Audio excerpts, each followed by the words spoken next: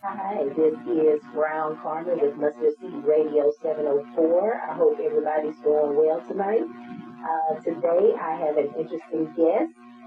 She is my favorite nail tech, Charlotte Nail Tech, Jessica Cooper with Pretty and Pink Nail Studio. And today's topic will not be nails, but we will be talking about surrogacy and her journey while she was a surrogate. So, Jessica, how are you today? I'm doing wonderful. How about yourself? I am well, and I'm so excited about this, about us talking about this. I remember when you did tell me, I was totally shocked because I was like, I didn't even know. Didn't have a clue. Didn't have a clue. And she had the shirt on and everything. And what did your shirt say? It said, not the mama, I'm a proud surrogate. She went through that whole session doing my nails. I wasn't paying attention to what she had on, and then when she told me that she'll be taking, a break, and I'm like, please don't stop doing nails. and she said, no, I'm not going to stop doing nails. But then she showed me the baby bump, and I was like, oh my goodness.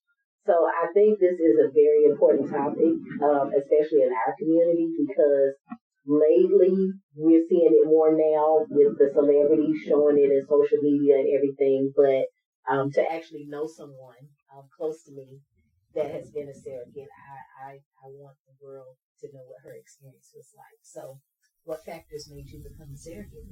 Well, when I first heard of it, of course, you hear about it on TV, you hear about it on, social media, but you never really spoke to someone that actually has done it. And what gave me the idea was actually a client of mine.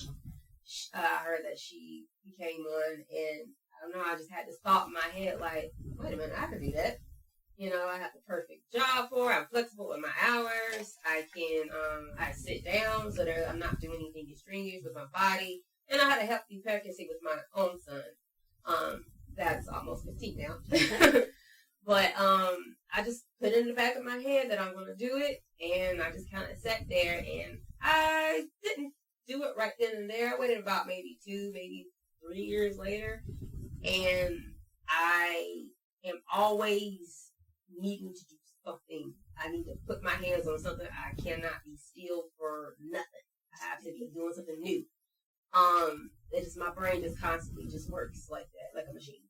So I was just at home on Sunday night. I was like, wait a minute.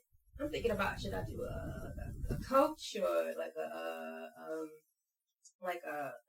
therapist or something? Because I already pretty much do that with the salon, doing nails, sitting and listening to everybody all day. And I was like, surrogacy. So put the application in, and I got an email from the agency right then and there, and they were like, we're going to call you. And they did a phone interview with me, asking me about, why did you want to become a surrogate? So from then, put in the information, and eventually got approved for it. But I just thought, I love to help people, and I've been a foster parent. My family grew up with us being, taking care of foster kids, and I, did that, and I was like, I think I can do that. So let me help someone. Okay. So walk us through that process. You said that you did the interview, and then how were you matched with your potential family, and what was that process like? So there's a lot of factors that go into the the steps that goes into the application. So of course, put the application in. There are some initial questions that they do ask you even before they even approve you. Like you can't. You must be working. You must be employed. You can't be on any government assistance. Okay. At all. Oh, that's interesting. Yeah, you can't be on anything. Okay. And you have to have at least one child with healthy pregnancy. Okay. And what they do is they have you submit all of your prenatal and labor records. Okay. And once they look through all of that and you pretty much had a good pregnancy, of course, automatic elimination of preeclampsia and amongst other things, but for the most part, you can even get approved with a C-section. Okay. So most people don't think you can do it without with a C-section, but that's not true. Okay. So, so those initial questions, and once you get all that submitted in a background check, then you pretty much get approved. Okay. And then you have to do testing. making sure you got a clean bill of health. Mm-hmm. And then from there, the agency builds your profile to send out to the parents, to the potential parents. And what they do, the parents look at your profile, and then the agency sends their profile to you. And then you have a choice in this.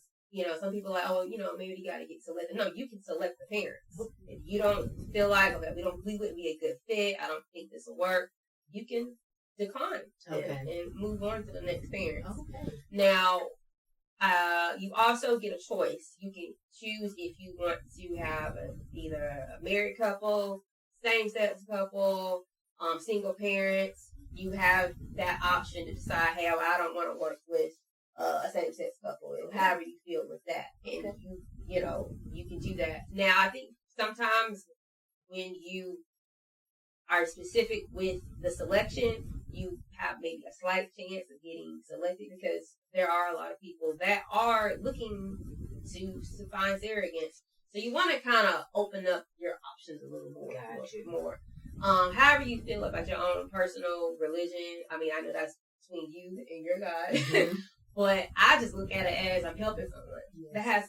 Your lifestyle has nothing to do with what I got going on. I'm here to serve, here to help you, and provide you. You want a child, I'm going to give you a gift. So that's how the process goes. Okay.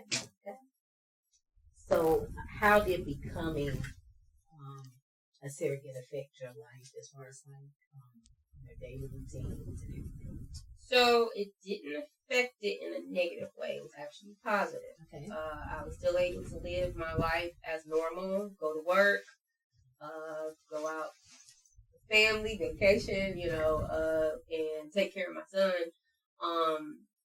I just had a bun in the oven. That's it. Yeah. Of course, I couldn't do any strenuous things of, like go and party or whatever. But I was still able to live my life as normal, do what I needed to do. Of course, my son was help around the house. I had to like, hey, son, you got to help mom with more stuff around the house. But it didn't affect my life at all. Everything was normal. Absolutely everything was normal. Okay. And how did he take the news when you told him that? Did you have like a pre-conversation before you did it, or did you wait till you were like showing? I waited before I did the transfer. Okay. So that's the qualification also with, I meant to add that, that's the qualification with the agency. If you are married if you're married, your spouse has to be on board. If they are not on board, they will not approve you at all. So there are married couples that do go forth with this process. It's not just single women, but that is one of the qualifications. Talk to your family. Make sure they're on board. And I sat him down and I told him. He cried at first, but once I broke it down for him, he was like, okay, my mama's gonna be okay. So he had concerns of like, can I come to the hospital? Are you gonna be okay? Is the baby coming home with us? And I'm like, no, the baby's not coming home with us at all. Mom is helping a family. And I also had to coach him, because I knew questions were gonna come when they see me pregnant and, me and him out. They're gonna automatically say, well, you're having a brother or sister? Right. So we already prepared those answers for him, and he actually had to do that. Oh, wow. And I said, well, if anyone asks you, mom is helping out a family, and mom is a surrogate. That is all you need to explain. That's it. And straight to the point. Yep, straight to the point. And there was a couple of times that someone pulled him to the side. You have a brother, sister? No, she's a surrogate. And they're like, oh. But I love to see the shock on people's face when he's explaining it, even for myself, because they just, they're surprised and interested at the same time. Wow. Okay. And would you be a surrogate? Absolutely. I'm in the process now with the second journey. And I should be starting actually a week, March 5th. Okay. Well, look, I'll be prepared this time. You'll be definitely prepared. No shock, no nothing, because that was a lot the first time. That was a lot to dump. Well, I appreciate you sharing your experience. I've always thought that was, cool, because there are people that can't have children, myself included. I remember when I asked the doctor, can I have kids? And he was like, he looked at me and like he, kind of didn't want to tell me, but then he told me, and he was like, you can. He said, but you're just going to need a little help, which to me, that was going to be medication, and all of that. And I'm young. I'm like, I'm not thinking about that stuff. So I just pushed it out of my mind. And then, I was working at daycare. Yeah. So I was like, well, I have all the kids I need right here. And so I never even thought of that option. But, you learn through others. So I really wanted to, share your experience. So I'm Brown Carmen with Mustard Seed Radio. And you're listening to WDRB Media, the voice of the community. We'll be back next week for part 2 of Jessica's journey as a surrogate. And can you provide them with your how to follow you for nails and other things? Nails, Pretty in Pink Nail Studio. The N is just the letter N.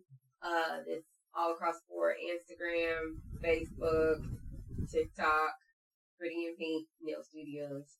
My personal page is Barbie Doll _ Jessie. Jessie.